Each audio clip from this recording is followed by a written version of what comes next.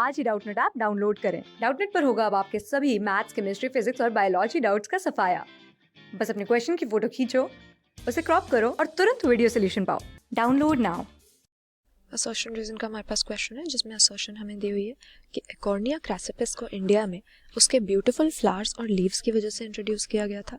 तो ये सही बात है। एकॉर्निया क्रैसिपिस जो बोटानिकल नेम है, ये हम अपने वाटर हाइसिंथ नाम के प्लांट के लिए ही यूज़ करते हैं और इंडिया का ये इंडिजिनस स्पीशीज़ नहीं है, ये एक एलियन स्पीशीज़ है।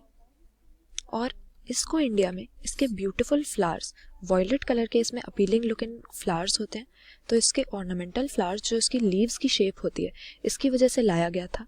लेकिन देखा गया कि एक एलियन स्पीशीज तो ये थी ही, लेकिन इसने यहाँ पर आकर इन्वेजन कर दिया, या आगे जाकर हमने देखा कि ये एक इन्वेजिव वीड के रूप में सामने आया, क्योंकि स्टैंडिंग वाटर में बहुत ही तेज़ी से ये ग्रो करने लगा। जहाँ भी इसको स्टैग्नेंट वाटर मिला तो उन वाटर बॉडीज़ को बहुत ही तेज़ी से फिनोमिनल रेट पे ग्रो करके ये कवर कर लेता था। कवर कैसे कर लेता था?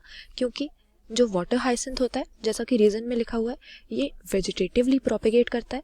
एसेक्सुअल रिप्रोडक्शन होती है प्लांट्स में, जिसको हम वेजिटेटिव प्रोपेगेशन कहते हैं, जिसमें प्लांट के सीड के अलावा कोई एक पार्ट है जो नए प्लांट्स को राइज देता है।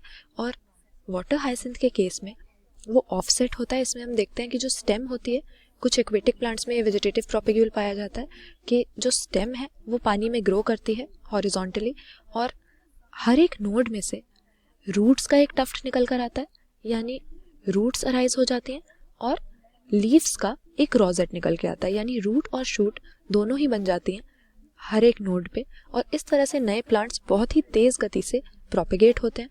तो वाटर हाइसिंथ क्योंकि बहुत ही तेज़ स्पीड से इस तरह से ऑफसेट के थ्रू वेजिटेटिव प्रोपेगेशन करता है, इसीलिए वो एक इन्वेजिव वीड था। स्टैंडिंग वाटर की जो भी बॉडीज़ होती थी उनको ये कवर कर लेता था, और देखा जाता था कि उन वाटर बॉडीज़ में से ये ऑक्सीजन को ड्रेन कर लेता है, क्योंकि नंबर ऑफ प्लांट्स बहुत ज़्यादा हो जाता है, और ऑक्सीजन की कमी से उस वाटर बॉडी की जो भी फिशेस थी या फौना होता है, उनकी डेथ हो जाती थी। इसी तरह से इसने बहुत सारी वाटर बॉडीज़ को तेज़ी से स्प्रेड होकर कवर कर लिया या क्लॉग कर दिया। इसीलिए टेरर ऑफ बंगाल के नाम से इस प्लांट को जाना जाने लगा।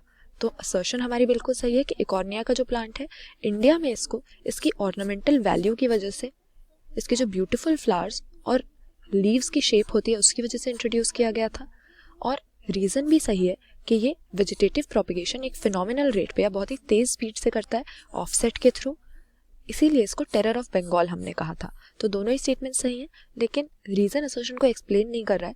इंडिया में इसको इंट्रोड्यूस किया गया था, इसका ये रीज़न नहीं है वेजिटेटिव प्रोपेगेशन। तो यहाँ पर ऑप्शन बी करेक्ट आंसर हम मार्क करेंगे। दोनों ही हमारे सही स्टेटमेंट्स हमें दिए हुए हैं, असर्शन रीज़न, लेकिन करेक्ट एक्सप्लेनेशन असर्शन की हमारा रीज़न यहाँ पर नहीं है। क्लास 6 से 12 से लेके नीट, IIT, JEE मेंस और एडवांस के लेवल तक 10 मिलियन से ज्यादा स्टूडेंट्स का भरोसा। आज ही डाउनलोड करें डाउटनेट ऐप या व्हाट्सएप कीजिए अपने डाउट्स 8400 400 400 पर।